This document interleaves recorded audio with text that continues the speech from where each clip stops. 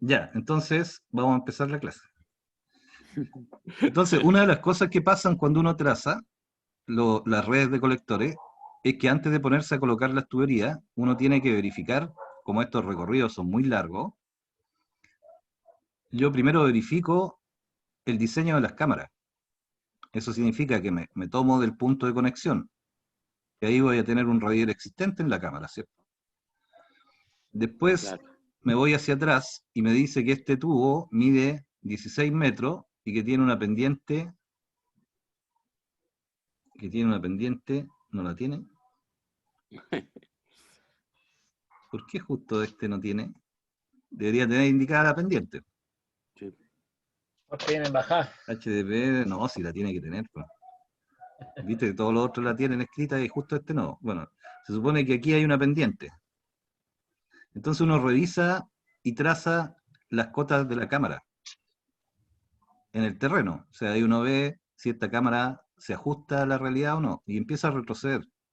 Entonces uno dice, ya, en todos estos metros lineales de colector, cuando llegue al punto más alto, que va a ser la otra punta del sistema, esta, por ejemplo, que sería como la cámara naciente, yo voy sumando los largos y las pendientes y digo, ya, esta cámara está 8 metros más arriba que el nivel del punto de conexión según el proyecto.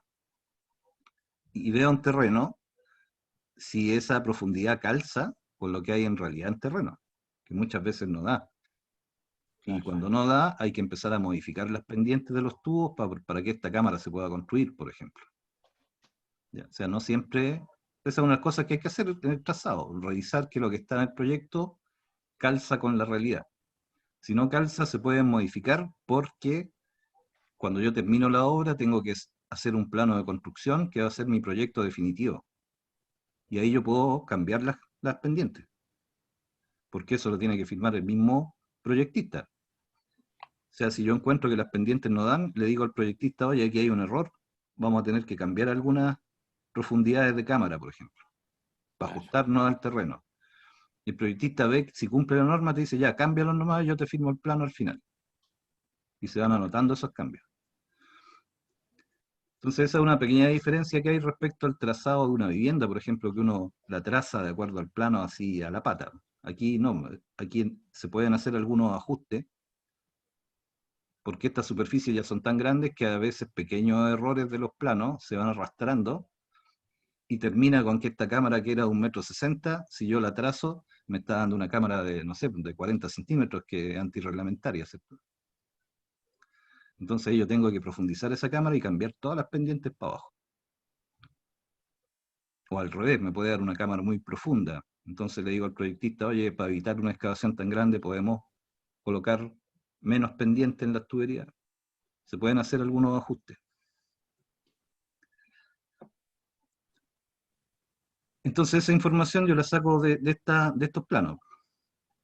Están las cotas de las cámaras y las pendientes de los tubos, los largos. Por lo tanto, yo puedo calcular y trazar en terreno dónde van a quedar las tapas.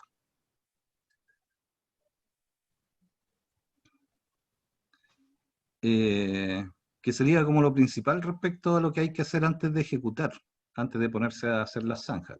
Antes de hacer las zanjas ya tengo que tener claro cuáles van a ser mis cotas definitivas de las cámaras. Profe, consulta.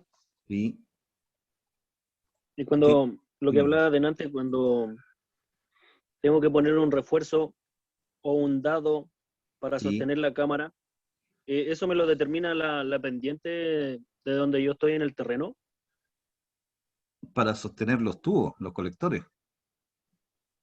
¿Sí? Sí, pues eso va a depender de la topografía. Por ejemplo, vamos a ver aquí si hay si encuentro en alguno que venga con machones. Claro que venga con ese tipo de machón, porque eso obviamente tengo que hacer una sobreexcavación, pues sobreexcavación y sobre ancho y todo, y para calcular eso igual es, o sea, tiene que tener la expertise necesaria, creo yo. Eh, espérame.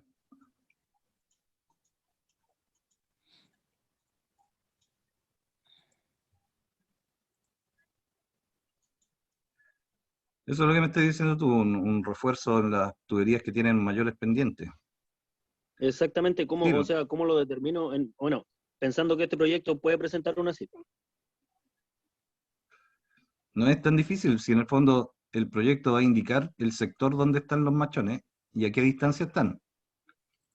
Entonces, como tú ya tienes la información de a qué profundidades va el tubo, tú puedes ubicar el ancho de la zanja, ¿cierto? Y la profundidad. Donde vaya un machón tienes que agregar una mayor excavación que va a ser hacia los lados de la zanja y también hacia abajo. Se tiene que meter 30 centímetros más. Entonces aquí va a salir una mayor excavación, que es bastante más grande porque hay que meter el moldaje de estas patas del murito, si es una especie de muro.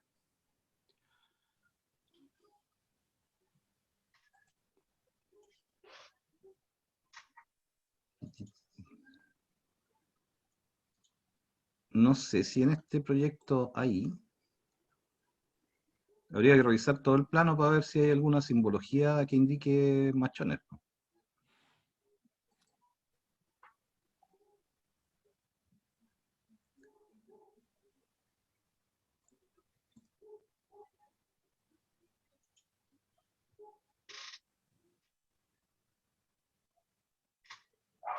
Estoy tratando de buscar en el plano si encuentro machones. Ahí deberían haber porque está puesto el detalle de los machones de sostenimiento. Entonces ahí la tarea que hay que hacer cuando uno estudia el plano es buscar en el plano dónde están considerados los machones. Voy a colocar la topografía de nuevo porque normalmente los machones se colocan en las zonas donde hay más pendientes, para que me sea más fácil buscar. URS. Topografía. ¿Cuáles son los que tienen más pendientes?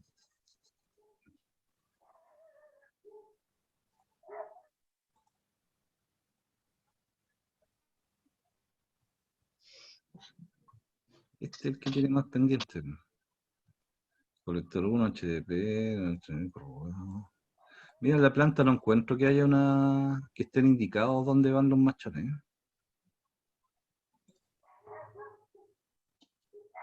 Si no, hay que leerlo en la especificación técnica.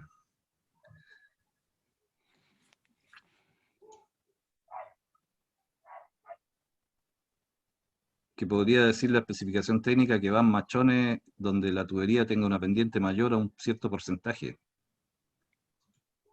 Por ejemplo, este tiene un 9%, pero no muestra que tenga machones. Esta otra es una UD. Este de aquí tiene un 6%, no es tanto. Este otro, ¿cuánto tiene? Este tiene un 12%, pero tampoco tiene indicados los machones. Ya vamos a hacer el ejercicio completo de ir a mirar la especificación técnica entonces.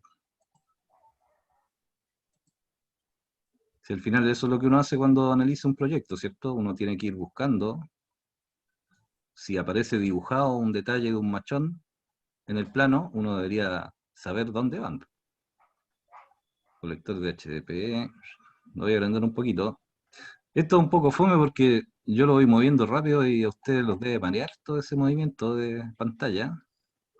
Pero estoy buscando en la especificación técnica dónde están los machones de refuerzo. Control de ensayo.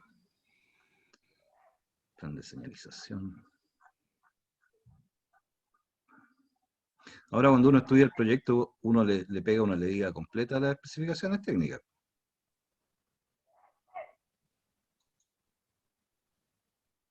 Colectores.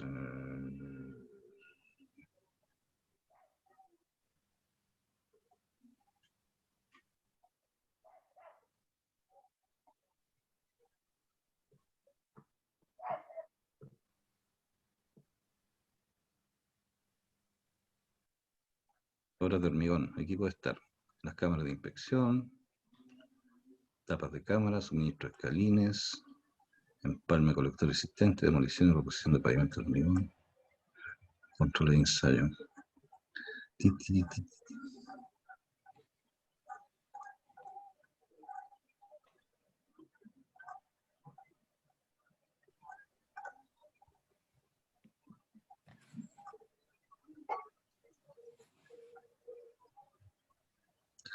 No lo encuentro.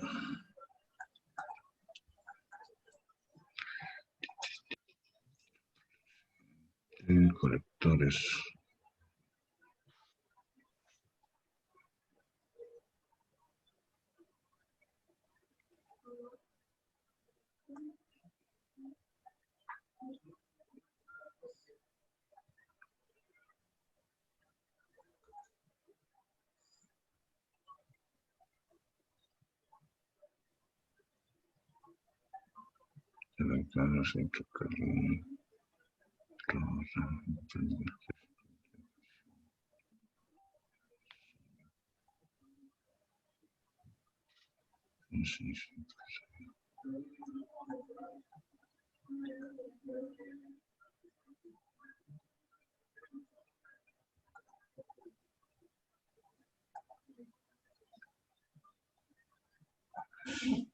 No aparecen los machones en la especificación técnica.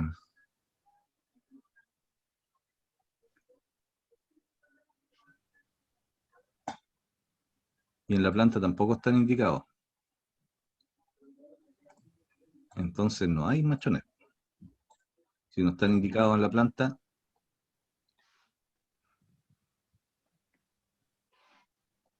las pendientes no son tan grandes, la pendiente más grande es un 10%, no es tan grande como para machones. No veo ningún colector con machones.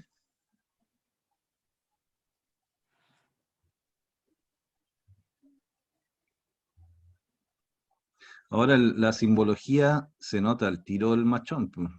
Y aquí tampoco en la simbología hay colector de alcantarillado, colector de asistente, cámara de alcantarillado.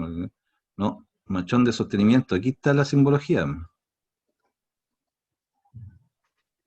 Está dibujado el colector con ese símbolo atravesado. Atravesado. Entonces, puede que por tiempo no lo haya encontrado aquí en este dibujo y que esté en alguna parte, que haya algún tramo que tenga esa simbología. Ahora, esa simbología también permite contarlo. Debería decir a qué distancia están y estar dibujado. Debería estar dibujado 1, 2, 3, 4, 5, 6. Entonces uno los puede contar. Después le ve la profundidad y los ubica. En base al tubo, se le agregan 30 centímetros más hacia abajo, que es lo que penetra, y se cubica cuántos metros cúbicos de hormigón, de moldaje y de enferradura. Y eso se agrega en el presupuesto. Pero no lo veo. Igual es difícil verlo con la pantalla nomás. Que hay que ver tubo por tubo, pero hasta ahora no he visto ninguno. Y no sé si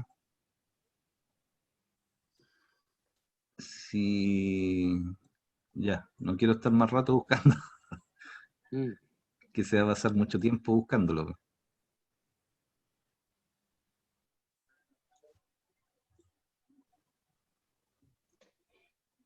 Así nomás.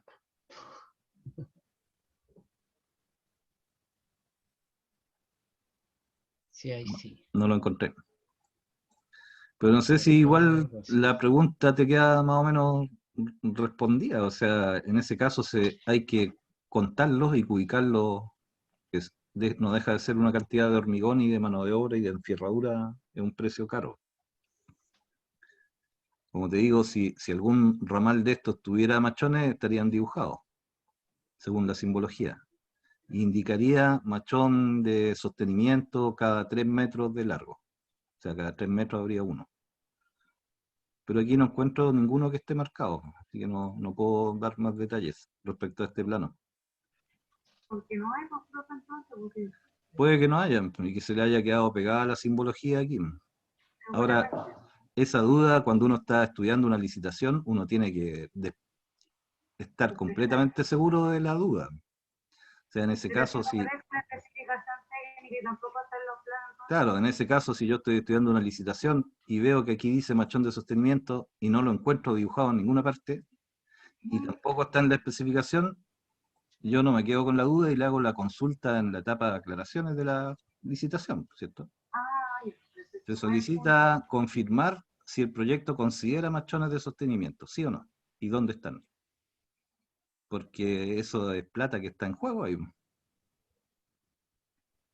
No es como en las clases que nos vamos a quedar con la duda nomás. Hay que buscarle una respuesta. ¿De por qué lo dibujó si no está en el... ¿Por qué lo puso en el plano de detalle si no está indicado en la planta? A lo mejor está en otro plano, que yo no tenga todos los planos. A este lado está el agua potable, así que no lo voy a ir a mirar.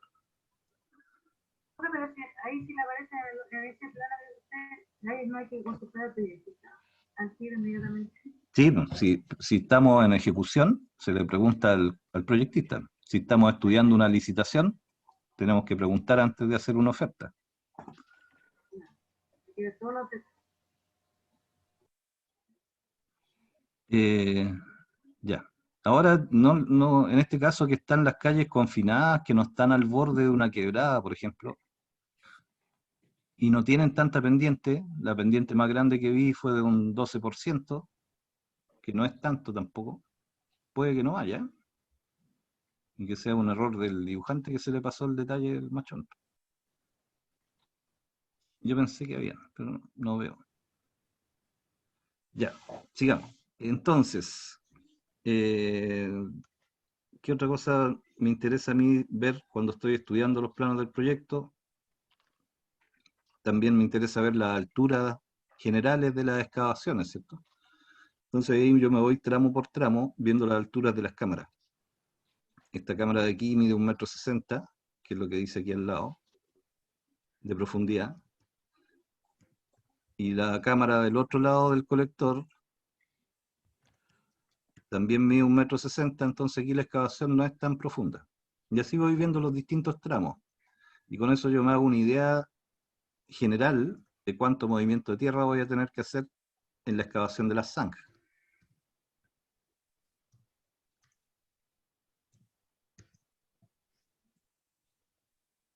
Porque en el caso de este proyecto no tiene perfiles longitudinales. Solamente tiene la planta con todas las cotas puestas, las pendientes, y tiene una lámina de planos de detalle. Tiene esos dos planos nomás. En este proyecto el proyectista no colocó perfiles longitudinales para el alcantarillado. Sí tiene para la pavimentación, pero ahí no muestra a lo mejor el colector. Entonces la información del colector, en este caso, la tenemos que sacar solamente con las cotas de las plantas. Las cotas y las pendientes. Ya, yo creo que no lo voy a seguir mareando mirando el plano porque me imagino que no se debe ver muy claro. Profe, no siga de Así que nos vamos a cambiar a esta otra que es con más imágenes. Aquí yo hice un resumen de una secuencia constructiva. Tiene algunas imágenes al lado, así que permite tener una idea más clara de cómo después se ejecutan una vez que ya tenemos la información que vamos sacando desde los planos. Entonces el primer paso, como les decía, es el trazado. Al iniciar, estas son recomendaciones, al iniciar la faena, el contratista debe verificar que las obras proyectadas no interfieren con otras canalizaciones existentes.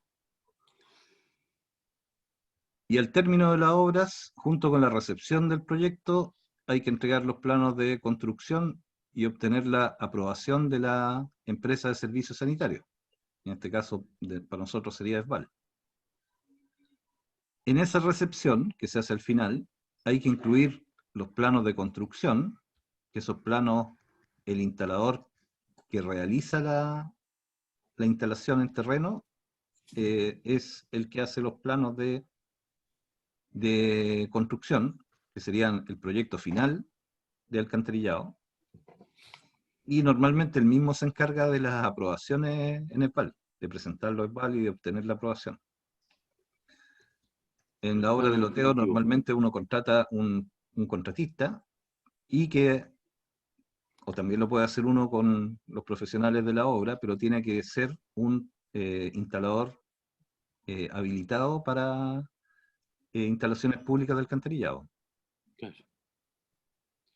Tiene que ser un clase 2. Claro, y podría ser un clase 1 si el loteo es muy grande. Claro. Eso ya es para cosas más grandes. Sí, pensemos un loteo también puede ser una población grande, grande. Este es un loteo mediano, digamos, más bien chico. Pero para esta pega que está presentando usted con un 2, Sí, suficiente. y ese instalador autorizado tiene que firmar el plano de construcción Claro.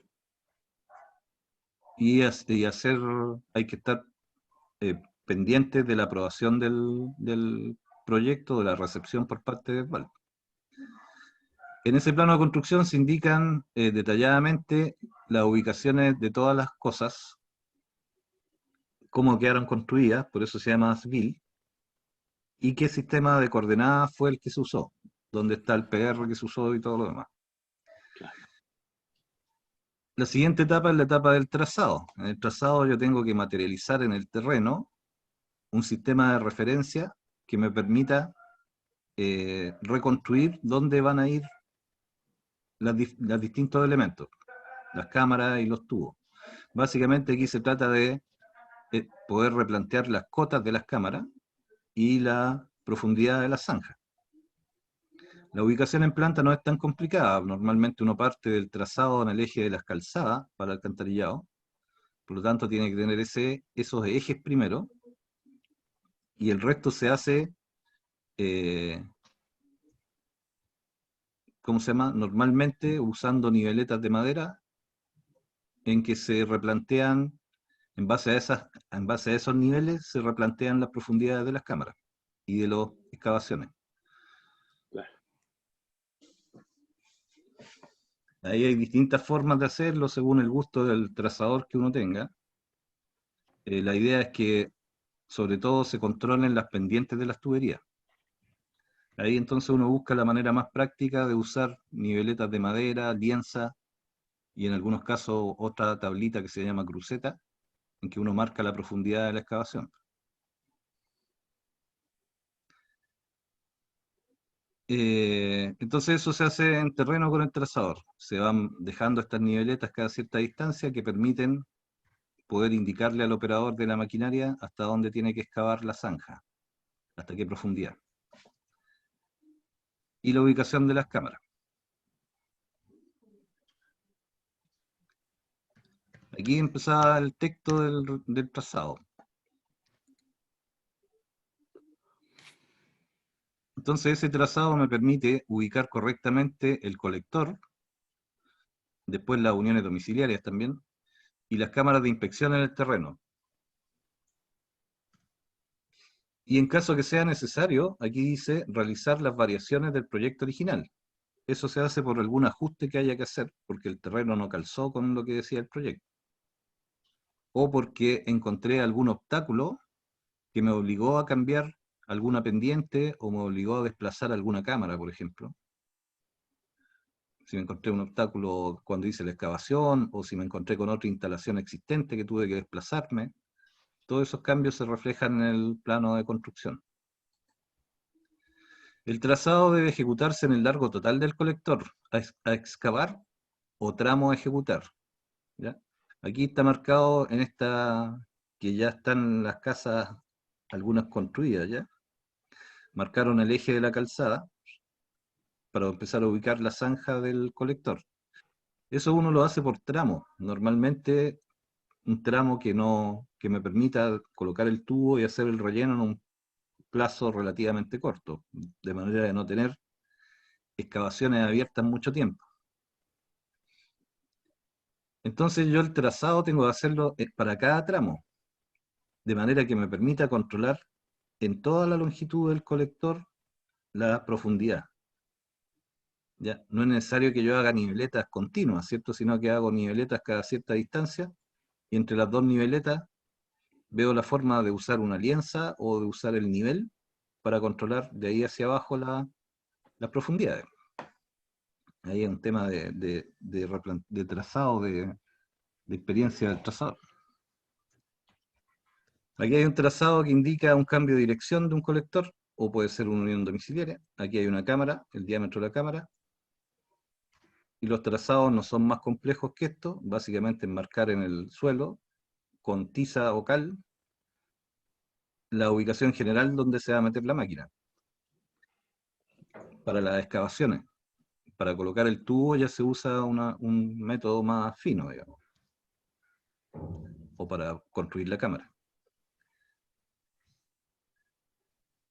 Al tener la seguridad de la ubicación de los colectores y de las cámaras de alcantarillado, se procede a marcar en terreno. Eso se entrega, se hace una entrega a la inspección técnica, uno le muestra el trazado, le muestra las niveletas que va a usar, le explica el sistema que va a usar, y con la aprobación de la inspección se inicia la excavación.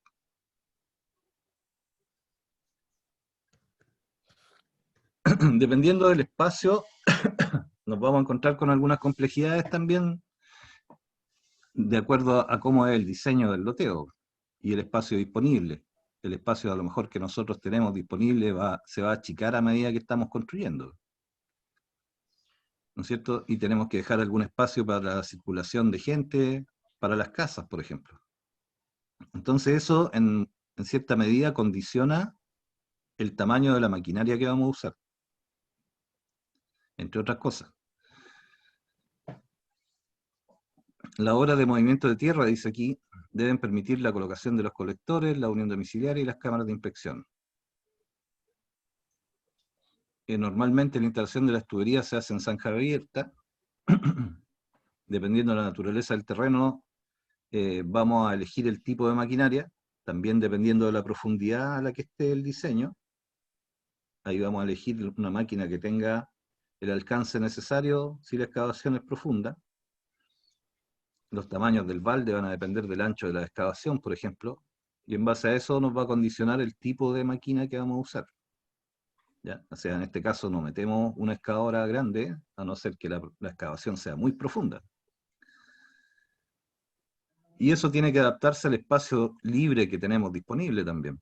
En este caso no nos cabría una máquina más grande que esta, cuando tenemos casa a los dos lados en un pasaje estrecho, por ejemplo.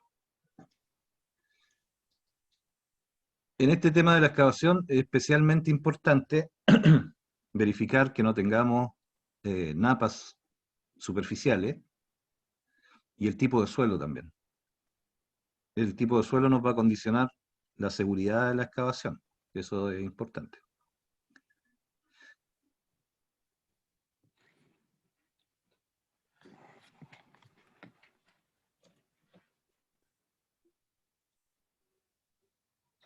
También es importante pensar dónde dejar acopiado el material que sale de las excavaciones.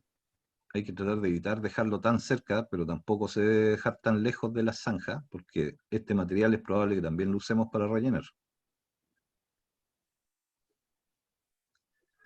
Las excavaciones en zanja, bueno, ya hemos hablado varias veces de las excavaciones en zanja. Voy a resumir aquí un poco, hoy quedan 2 minutos. Para tuberías de un diámetro, se supone que el ancho de la zanja, el diámetro del tubo más 60 centímetros. Y la excavación con máquina se debe tener 20 a 40 centímetros sobre la cota de la excavación, eso también lo habíamos dicho antes, para que el último tramo de excavación se haga a mano. Y en el caso de producirse sobre excavaciones, se deben rellenar hasta alcanzar el nivel de sello, normalmente con un material estabilizado.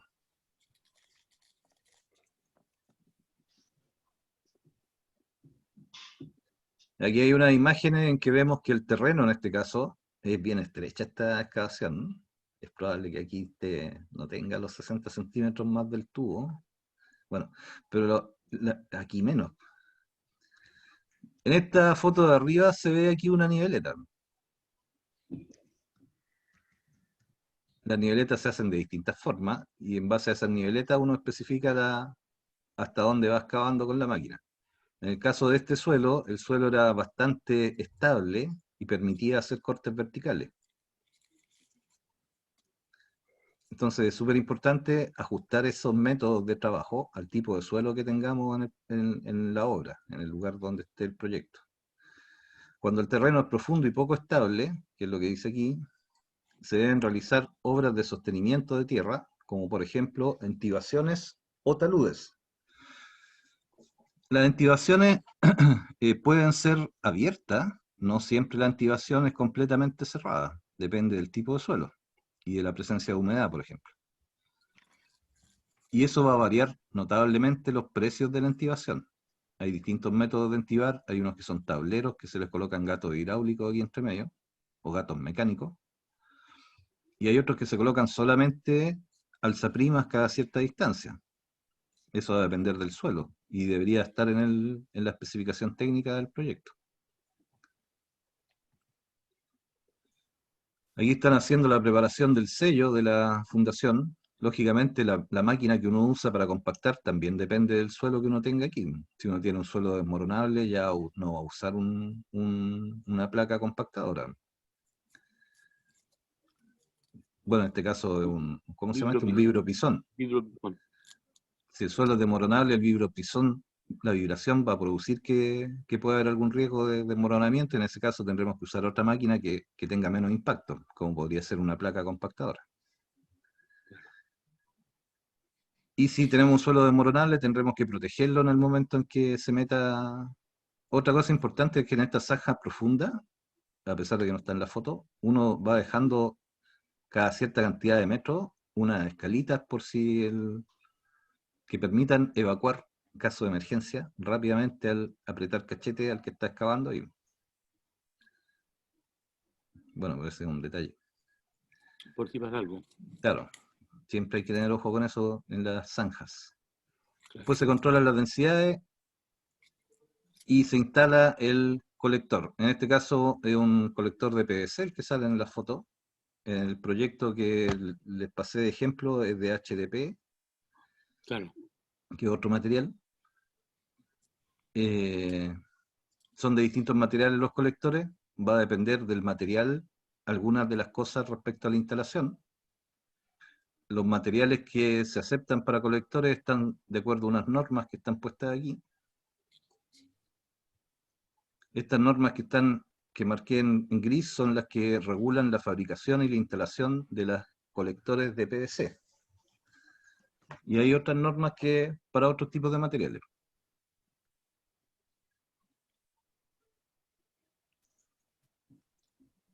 En esta parte del trabajo es importante el manejo que uno haga de los colectores. El del PVC no es tan complejo, va a depender igual del tamaño de la zanja. Básicamente hay que tener cuidado con la forma en que uno baja los tubos al fondo de la excavación, sobre todo si pensamos en colectores de mayor diámetro que nos pueden tocar, o en colectores de cemento comprimido. Entonces es importante ese tema del lisaje para evitar accidentes. Y se bajan, no se dejan caer. Y abajo se le hace una cama de apoyo. Aquí está la excavación abierta y está la forma en que se empieza a trazar la instalación del tubo. ¿No es cierto? En este caso están usando como referencia la posición de una unión domiciliaria, que ahí está al parecer la T de la unión. Y están haciendo un chequeo más fino. Acuérdense que aquí se coloca una cama de arena que sirve de apoyo al tubo. Y cuando ya se empieza a instalar el tubo, también los métodos de trazado no son complejos desde lo técnico, básicamente son alineaciones con lienza, medir con la wincha las profundidades, y en algún caso chequear con el nivel de ingeniero en las cámaras. Instalar el tubo, ya tenemos trazado el sello de la excavación. Esta es para rectificar solamente la alineación.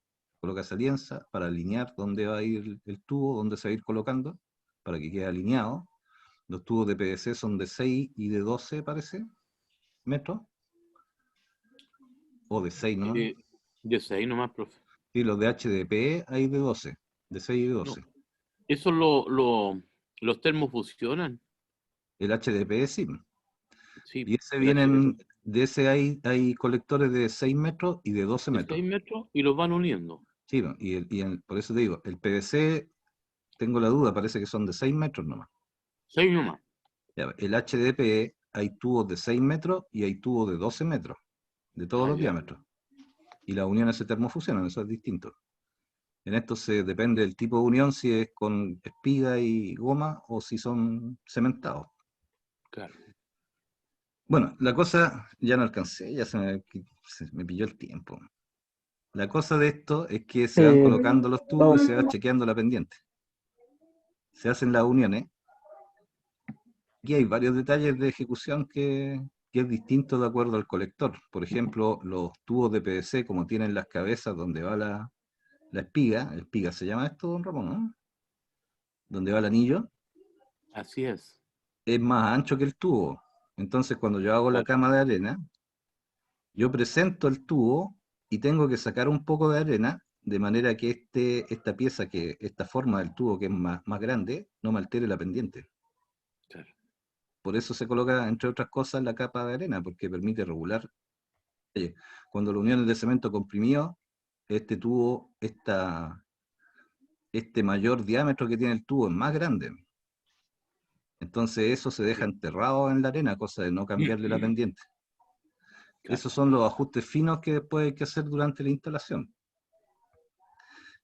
Se coloca el tubo, se empiezan a hacer las uniones y se va chequeando la pendiente y ahí se puede mover un poquito la arena de manera que el tubo quede completamente apoyado. Y después se hace el relleno lateral. Bueno, este era un paso por paso, así que no lo alcancé a ver hoy día. Desgraciadamente este paso por paso lo tengo para las tuberías de PVC nomás, colectores de PVC. Hay otros paso por paso para las tuberías de HDP, que la forma de la unión es distinta. Mira, voy a hablar de esta foto nomás y voy a terminar. Aquí hay un ejemplo de un dado de refuerzo. Este dado de refuerzo no es más que un cuadrado de hormigón que está reforzando una unión. Esta unión puede ser de un colector con otro colector. No, Profe, no parece puede que ser. Esto es es de de unión agua o no. de colector con... no estoy seguro si agua. Porque como es azul, Podría ser. No, pero tiene ahí espiga, ¿no? claro, claro. Tendría Ya, que chequearlo, pero me parece que es la unión de una UD con un colector de PVC. usaron, Usaron una T de conexión. claro, y usaron PVC de alta presión.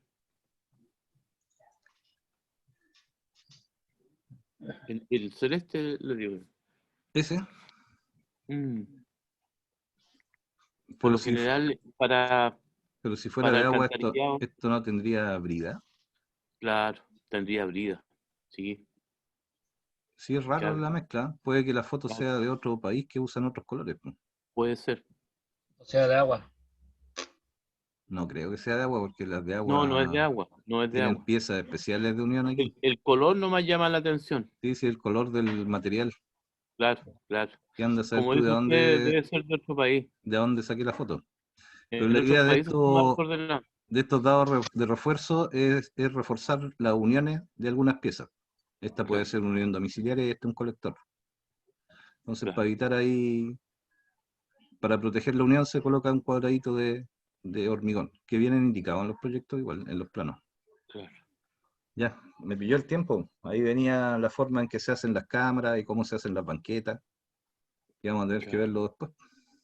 No, muy importantes. Sí, porque ahí está el paso por paso de cómo se hace el afinado de la banqueta, la forma que Claro. tienen, cómo se hacen estas curvas. Y en estas cuestiones los inspectores del VAL son súper exigentes. Se Que el fijan en radio de esos aquí, detalles. que la pendiente, que el tubo no Claro, puede estar metido para adentro, sino que tiene que estar recortado justo ahí en la cámara. claro, Y que tiene que calzar justito la canaleta con el tubo, etcétera. Entonces claro. esas cosas sería bueno verlas con más. La canaleta tiene que ser igual al diámetro del tubo. Correcto. Claro. Y como vimos en otro plano de detalle, tiene que tener pendiente en esta zona. O sea, de aquí a acá tiene que Sí, tener un porcentaje de pendiente fuertecito. claro. Y esto no puede quedar agrietado, tiene que quedar impecable, bien Claro, afinadito, al porque si final no lo rechazan. le pasan cemento puro después para tapar ¿Sí o no? Todas las las imperfecciones. retracciones que pudieran haber. Eh, ya, por eso se los quedo debiendo entonces para la próxima clase, que me La demoré al próxima, claro. principio. Bueno, además No, que está bien, partimos tarde. No, pero está súper bien. está bien, está bien, Ya, está no bien. me duele la píldora. Entonces, profe, que te voy a confíen. detener la grabación porque no sé si tienen más clases ustedes, pero ya me pasé Hay de que la hora. tomar un... Sí, profe, tenemos clase 20 para las 9 ahora. legislación. Ya. Ahí pueden Gracias. apelar. Si llegan tarde, le ponen una apelación. Claro, un recurso de amparo. Eso. Ya, nos vemos entonces. Les voy a mandar por correo el trabajo. Si tienen dudas del trabajo, las podemos ver en la próxima clase también. Perfecto. Y vamos a retomar este tema y vamos a ver algo de HDP también. No puro PS. Qué bueno. Ya. Nos estaríamos viendo entonces. Gracias, Chao, profe. profe, que esté bien. Bendito es el Dios eterno. Buenas noches, profesor. Buenas noches.